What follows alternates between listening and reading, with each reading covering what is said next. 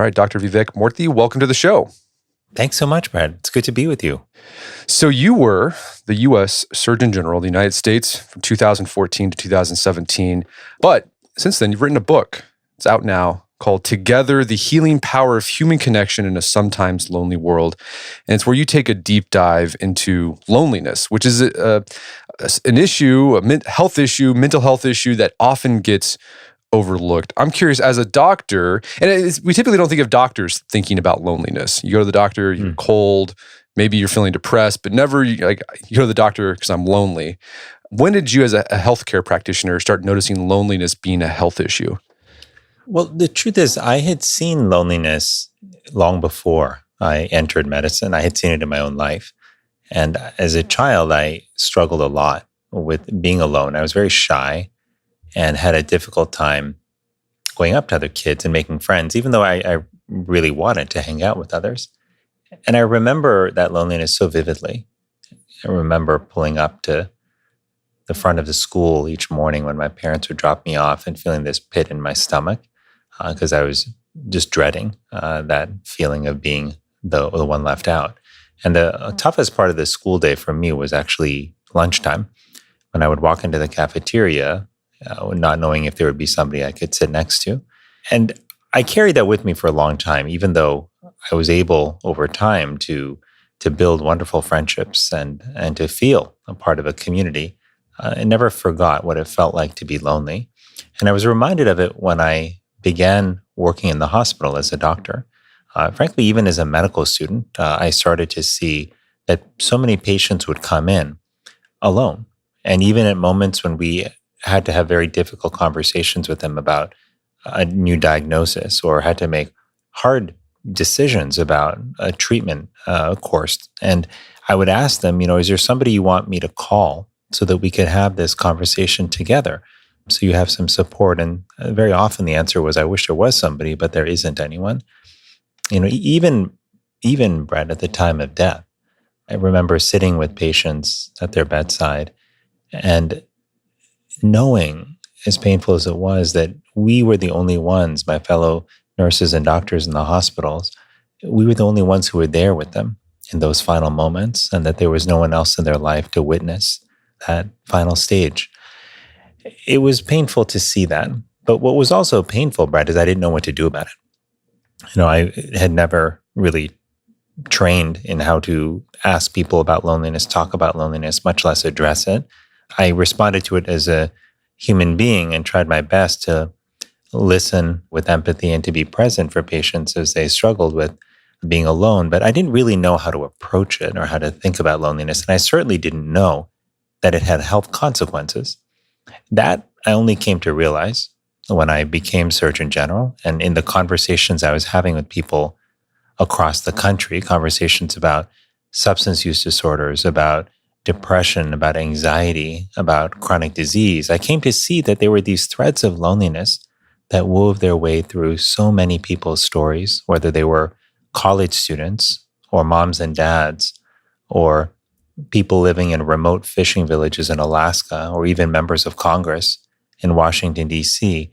Person after person would say to me, I feel I have to carry all of these burdens in my life by myself, or I feel if I disappear tomorrow, no one would even know, or I feel invisible. And that's where I started to delve into the research around loneliness and came to see that loneliness is extraordinarily common. Within the United States, more people struggling with loneliness who are adults than adults who have diabetes or who smoke. And the consequences for our health are actually profound as well, far greater than I could have imagined. And we'll talk about the health consequences of that. But before we do, let's get to definitions. What is loneliness? I mean, how is it different from just being by yourself, solitude? Because I think everyone knows that you can be by yourself and not feel lonely, but then you can be in a crowd of people and feel incredibly lonely. That's right. Loneliness is a subjective term. It describes a gap between the social connections I need and the social connections I have in my life.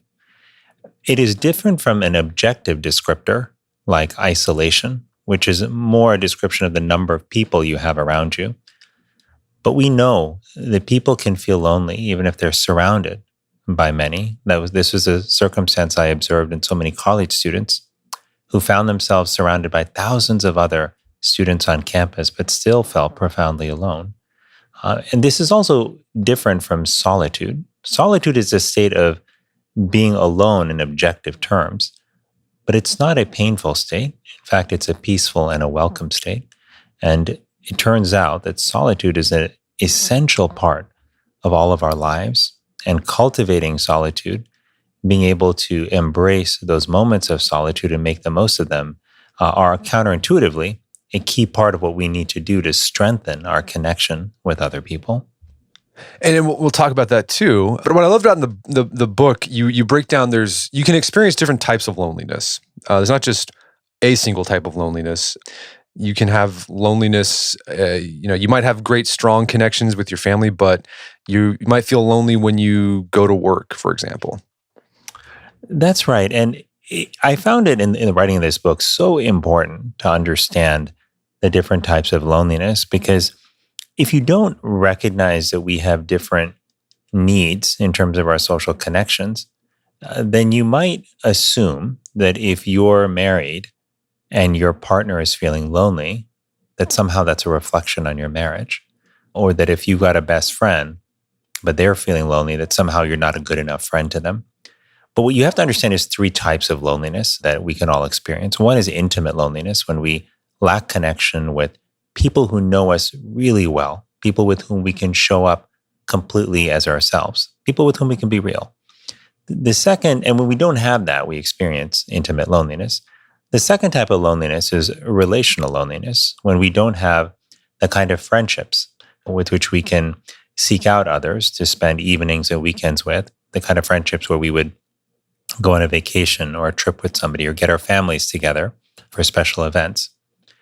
And there's a third type of loneliness, collective loneliness, when we lack a sense of community, a sense of shared identity and purpose with a group of other people, whether that's people that we volunteer with together, or people that we attend church or synagogue or the mosque with together, or people with whom we work and with whom we share like a deep sense of mission.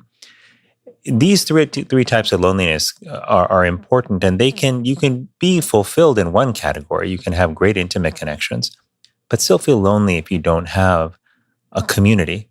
You can still not feel like you're part of something. And so the more we understand this, the more we recognize that we all have different roles that we play in each other's lives. But if we also want to live a truly connected life, we need those best friends and others who can serve as intimate connections. We need friends with whom we can engage in everyday fulfilling activities with. And we need a community with whom we have a sense of shared purpose and identity. And I've seen that play out in my own life. It's like, for example, when I first got married, maybe this happened to other newlyweds. Like when I first got married, like friends wasn't really on the radar. It's like, I'm married to my best friend. I got my wife and we just do everything together. But I remember both of us reached a point, it's like, boy, we need friends.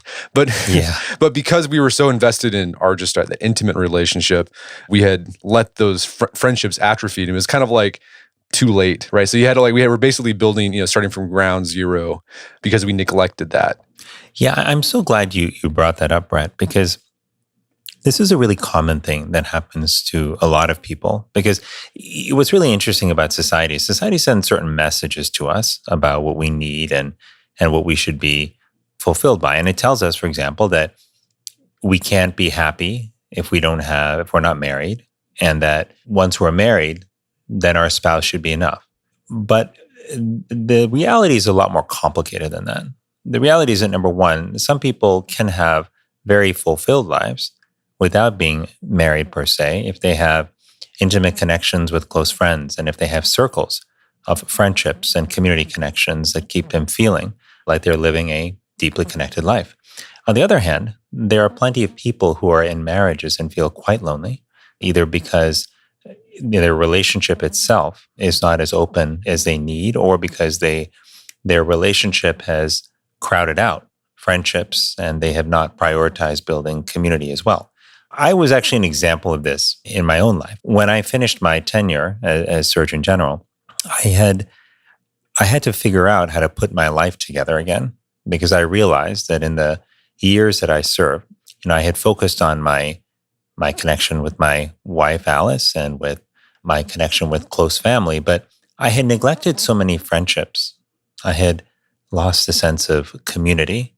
And I had told myself in the job that, this is an important job and that I had to do as much as I could for as long as I could, recognizing that you never know how long you have the opportunity to serve. And I had a lot of public health campaigns that I wanted to launch during the time I had in office.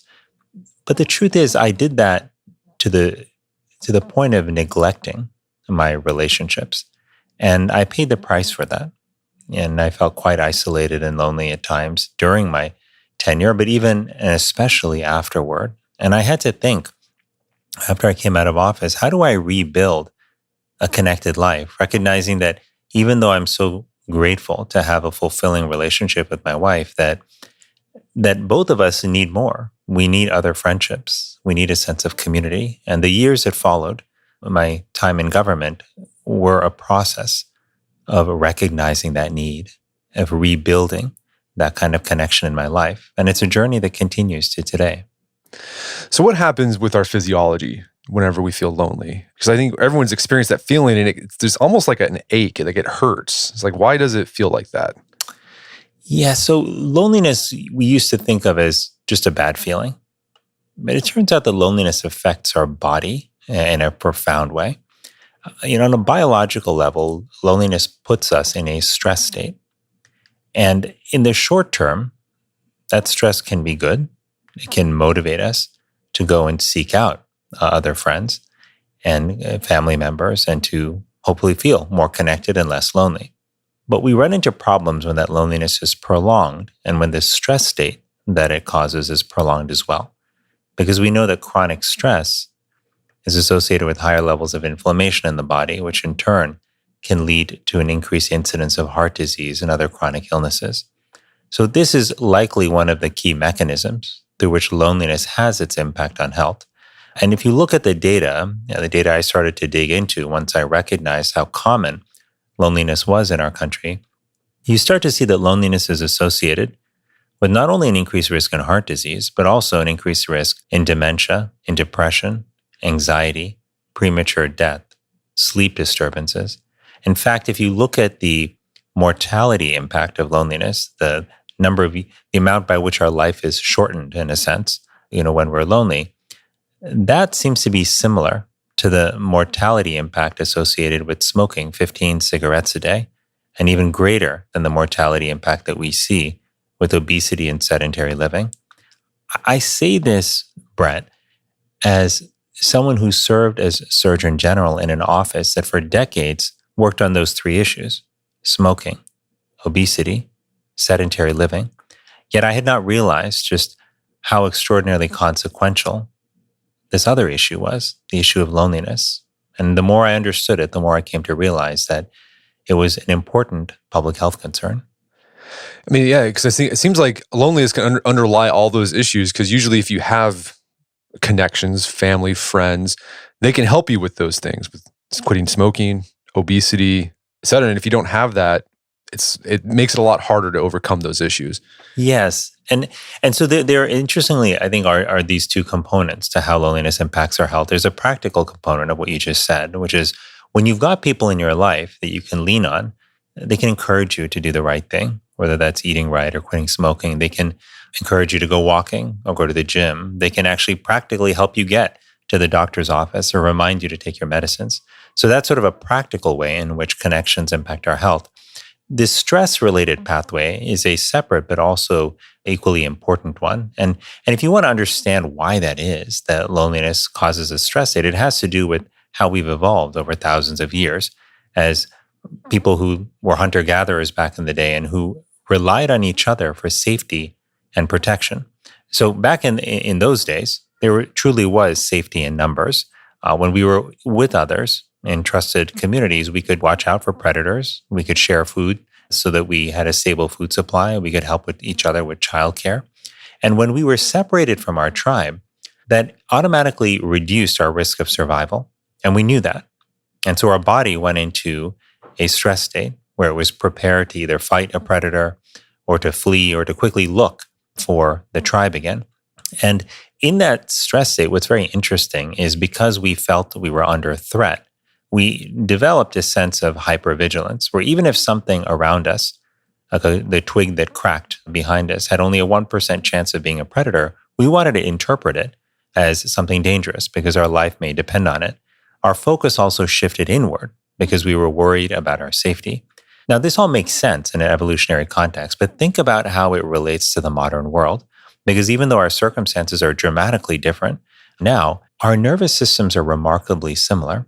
And so when we are lonely and we enter into this state of stress, the hypervigilance associated with loneliness, the greater likelihood of assuming bad intent or threat behind what we see around us, that can actually make it harder for us to connect with people and interact with them.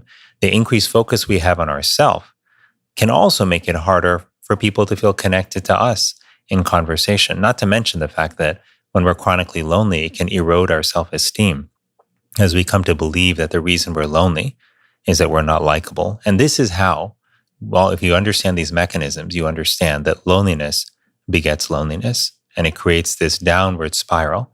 And what we have to figure out when we address loneliness is how do we break that spiral and rebuild a pathway to connection? Let's talk about why we have been seeing a spike in loneliness. Because you read those, I've seen those articles come out in the past 5-10 years that more and more people are lonely. In fact, I just saw an article the other day that more and more older Americans are dying alone. What's going on here? What are the factors contributing to that? Yeah, so here's what we know about loneliness in terms of the numbers. We know that loneliness is exceedingly common. If you look at a 2018 Kaiser Family Foundation study, it came up with the number 22% of adults in America who struggle with loneliness. Many would argue that's actually on the lower end of the scale if you look at other studies that have been done.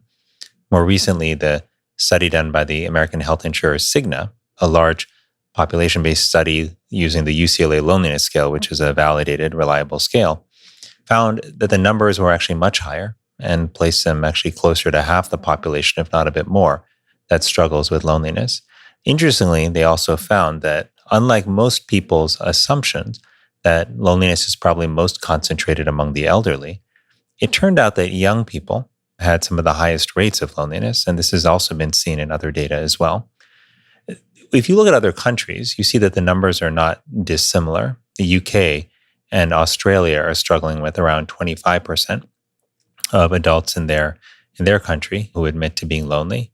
And many other countries around the world, in Asia, throughout Europe, and in Latin America, are finding double-digit percentages of loneliness.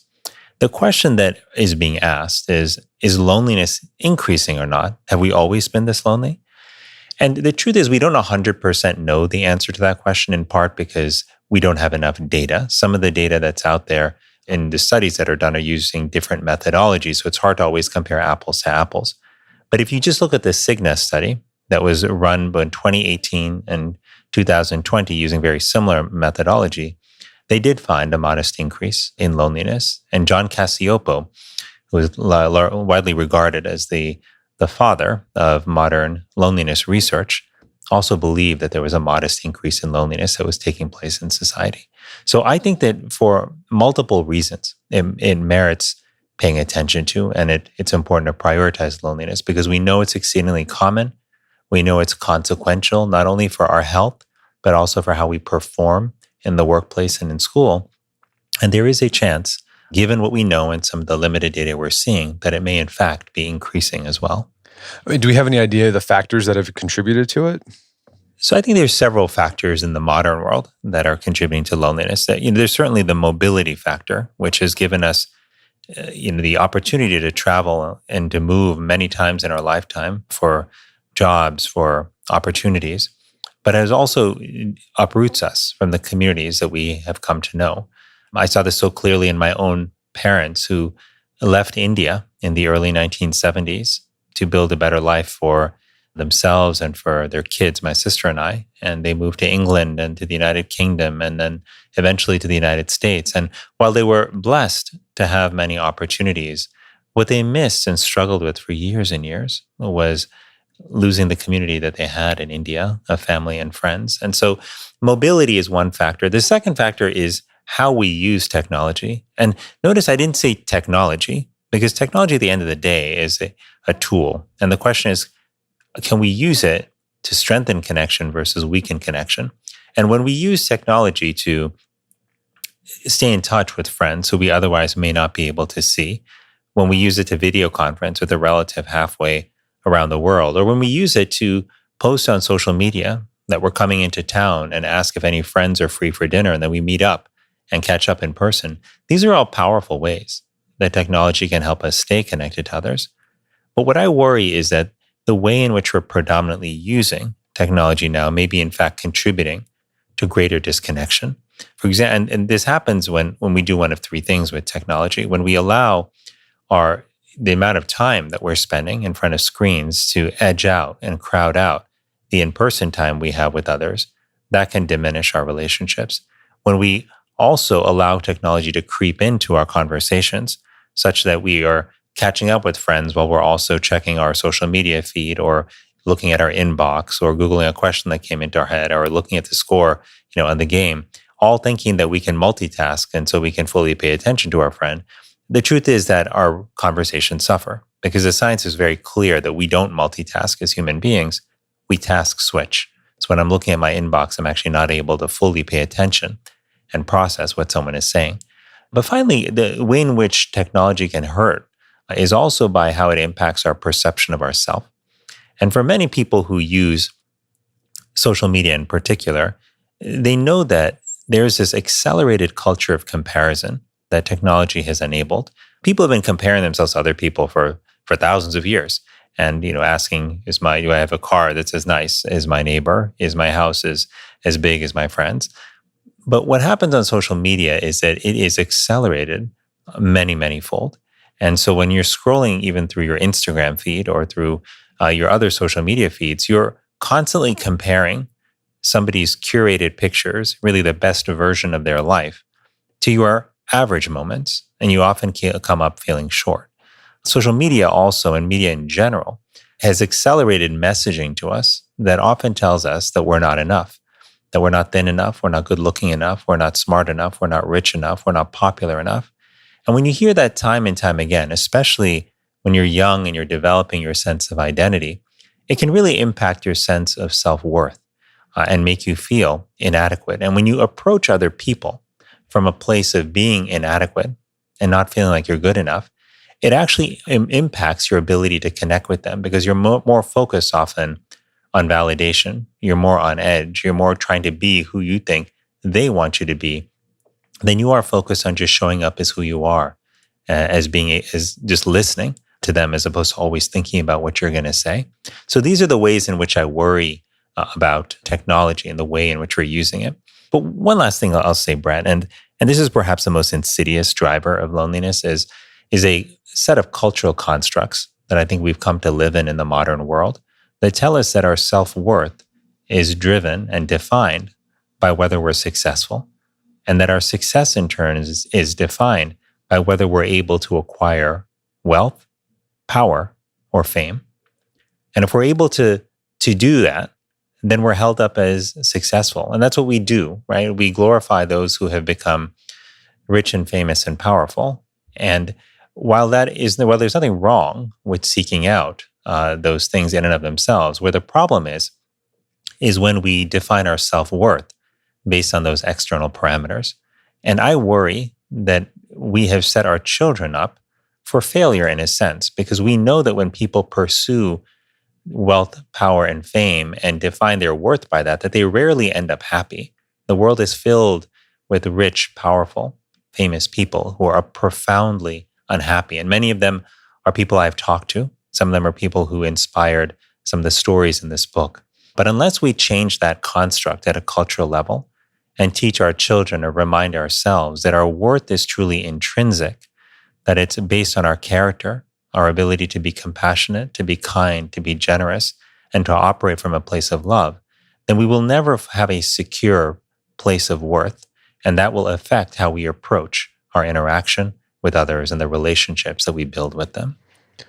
I mean, the other insidious thing about loneliness, because it is subjective, your calibration of what is an ideal social connection like is different for everybody. And that can get out of whack based on looking at social media. If you're on social media and you're seeing lots of people doing stuff with lots of people, you make that your expectation. And because you don't feel like you're meeting that, you feel lonely.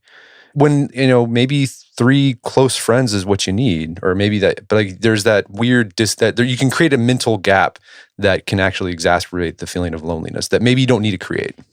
Yeah, that's such an interesting point, Brett, because you're right. What we see shifts our expectations. And when you're constantly seeing people socializing and with friends and at parties, what the picture that paints to us, and you see this on college campuses all the time, it paints a picture that to have a social life, we need to be going out all the time. We need to be at parties. We need to be invited to people's houses all the time. We need to be with others constantly. And the truth is that not everyone is built that way. That if you're an introvert and if you need more time alone, or if you prefer interacting with people in smaller group settings or one-on-one, then you can quickly feel that you're a loser if you're not going out to parties, every Friday or Saturday night. So I do think that those expectations get ratcheted in the wrong direction, and they get, I should say, distorted by what we see. In the book, I talk about some research by a British gentleman by the name of Robin Dunbar, who's done some fascinating research looking at social networks and primates and extrapolating to how they may impact humans as well. And one of the things that he has suggested in looking at various types of social circles is that our ability to hold close, intimate relationships in our lives, the kind of friendships where people know us for who we are, even when we forget, the kind of friendships where we can really just show up as who we are and not try to be somebody else, that our ability to maintain those is limited to around 5 people. Now, that's not to say you can only have 5. Some people may have 6 or 7. But his point was it's a small number of people with whom we can enjoy that kind of intimate connection. And the reason it's small is because cultivating and maintaining those kind of connections takes time. And so what he has also estimated is that 40% of the social time that we spend is actually spent on our closest, on our inner circle, on those small handful of relationships. And I think there's an important lesson there because in 2 forms. One is that we don't need to have 20, 30, 40, 50 best friends in order to have a fulfilled life. We just need a few. And the second point is that friendships take time and investment and effort. We have to remember this because what social media has made it easy to do is to spend a little bit of time with a lot of people. So it is easier for me, for example, to wish happy birthday to 100 friends on Facebook just by typing HBD ! And copying and pasting that on their walls, which many people do. It's easier to do that than to actually pick up the phone and have a half-hour or 45-minute in-depth conversation with a friend on his or her birthday. And so we've lowered the barrier to having shorter, I would say less intimate interactions with people that we barely know. And as we've done that, that's become the easier place to spend our time. But what Dunbar's research reminds us of is that it is with a few relationships that we need to spend a significant chunk of our social time. And that might be time just witnessing other people's lives by listening to them, by having conversations with them, not with a goal in mind to organize a trip or to solve a problem, but just to be there and ask how each other's doing, to understand what's happening in someone's lives, to spend time with them, to sit with them. And that art of friendship is something that has become lost in a world that feels increasingly oriented around goals and metrics and around how many likes we can get and how many followers we can acquire on social media. How does loneliness affect men differently than women? Are men lonelier than women? It's a great question. The data seems to indicate that men and women have similar rates of loneliness, but it also suggests that men have a harder time admitting it. And I do think that men and women experience loneliness differently. For many men growing up, what's fascinating is that if you look at research that has been done by Niobe Way from New York University, who has studied how young boys experience relationships. She finds that when you talk to young boys and young girls in elementary school about friendships, they talk about them in very similar ways. They'll use language like, I love my friend. I can't wait to hang out with my friend. I would go absolutely crazy if I couldn't see my friend for a few days. Or I really need my friend. We need to hang out with each other. But as they get older, as boys enter adolescence, as they start learning how to become, quote unquote, a real man, the way they talk about friendships changes dramatically. And it diverges from how girls talk about relationships. So boys no longer use that language, but they more just say, yeah, it's cool if I can hang out with my friend. But they're reluctant to show that they need their friend or that they're dependent on them in any way.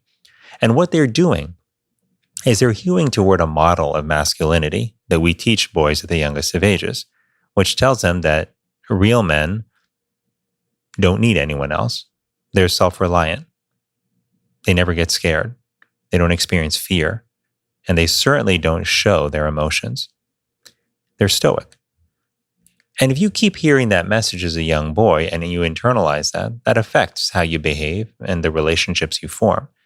The only place where it becomes acceptable for a real man to experience intimacy is in a romantic relationship, but not in a platonic friendships.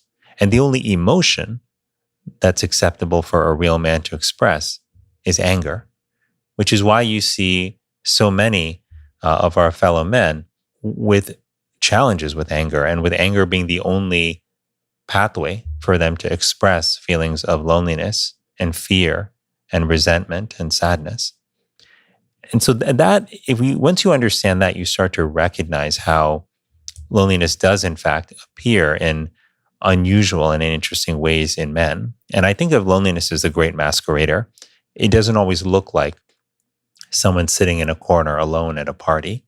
But loneliness often in men who are older, who experience one of the three great triggers of loneliness, retirement, illness, or the loss of a spouse, they can actually manifest their loneliness in the form of irritability and anger. Other people will withdraw when they're lonely. Others will experience what looks like depression or anxiety. So loneliness can look like different things in different people. But in men, it is a real challenge because our model of masculinity tells us and demands that we operate in a way and that we shut off our emotions in a manner that is very counterintuitive and is frankly just not how we are built as human beings. And going against the grain like that can often make for an emotionally challenging and very lonely experience.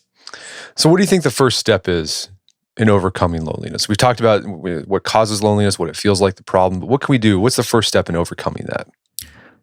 Well, the first step is to recognize that if you're lonely, that you're not alone, that all of us experience loneliness at some point in our lives, that we don't often talk about it because we're often ashamed of it, because we have come to believe that if we're lonely, somehow we're not likable or that we're broken in some way. But the truth is that all of us experience loneliness. So that's the first and most important thing to understand. You are not alone. The second thing to understand is that if you're lonely, you are not broken. Because loneliness is a natural signal that our body sends us when we lack something we need for survival, which is in this case, human connection, it stands as something that we should think about, just like hunger or thirst. If we're hungry or thirsty, we don't feel embarrassed that we're hungry or thirsty. In a similar way, we should think about loneliness as something that is nothing to be ashamed of, but is a natural response.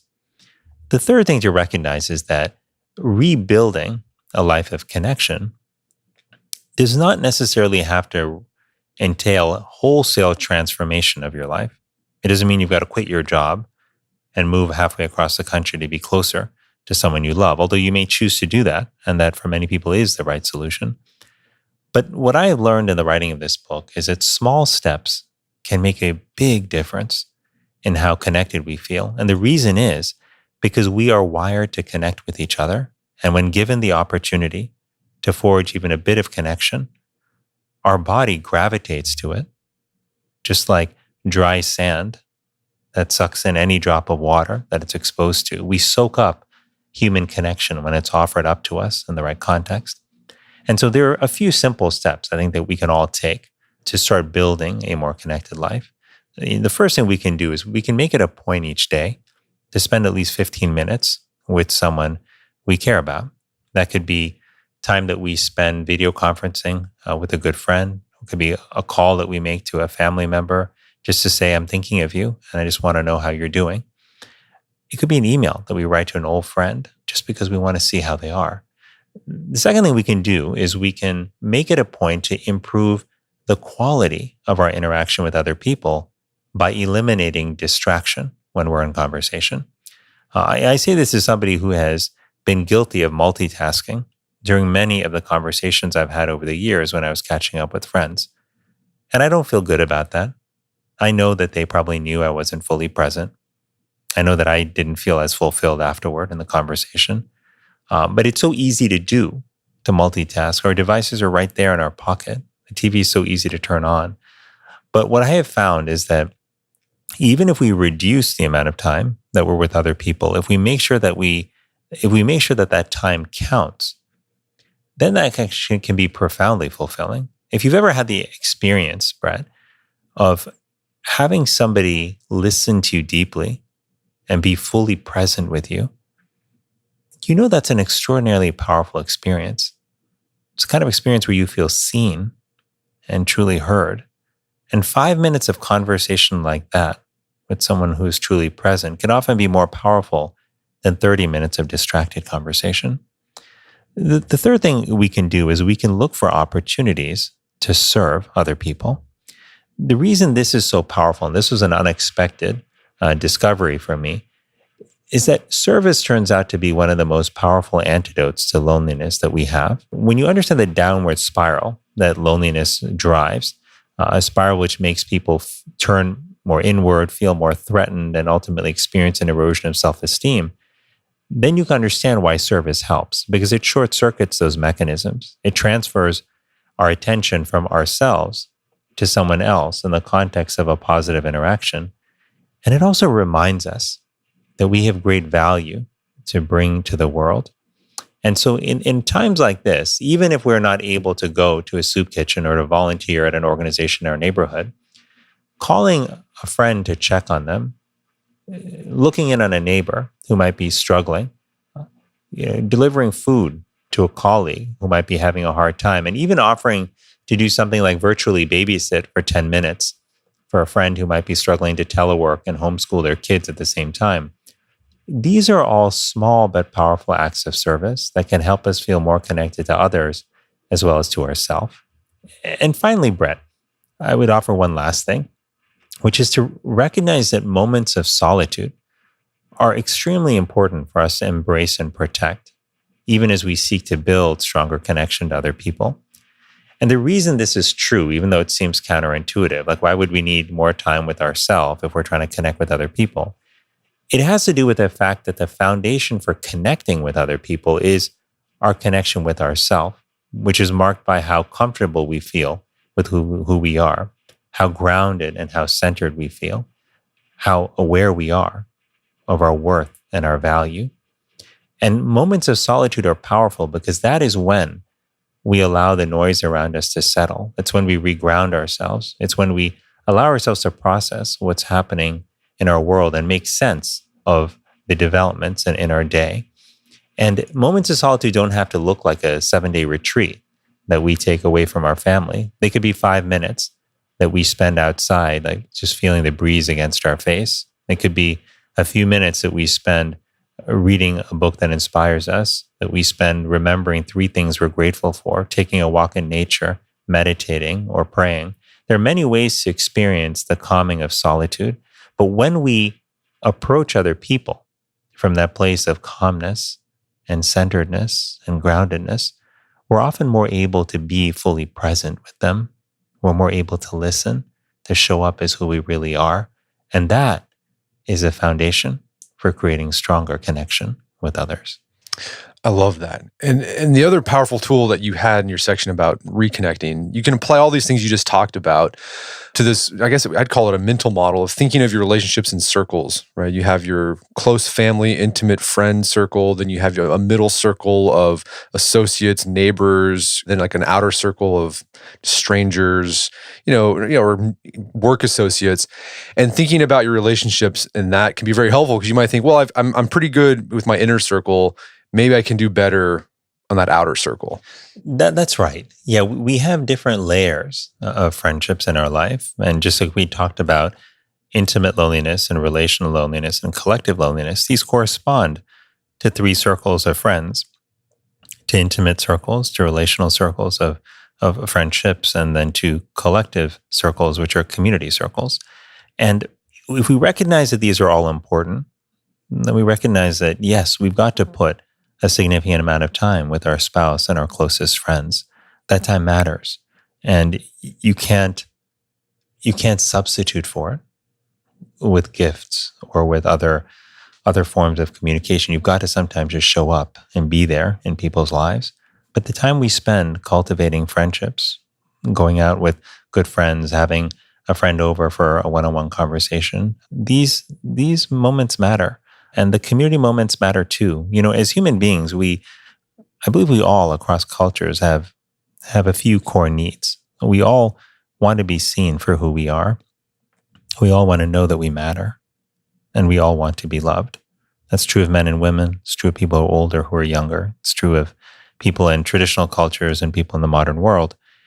And what's extraordinary is that we can communicate this to someone else. We can meet all 3 of these needs simply by showing up, being fully present, and listening deeply to another human being. We live in a world that's very action-oriented. So when we hear that somebody is struggling, so many times our thoughts, especially our thoughts as guys, is, okay, how can I fix their problem? What can I do to solve it? Sometimes that's what's needed in that situation. But sometimes what we forget, sometimes what I forget, and I have to remind myself of, especially in my conversations with my wife, but also with other friends, is that there is great power in simply showing up, in witnessing, in listening to someone deeply. Because while it feels passive, you are telling somebody when you are listening deeply to them, you're saying to them, I see you. You matter. You are loved.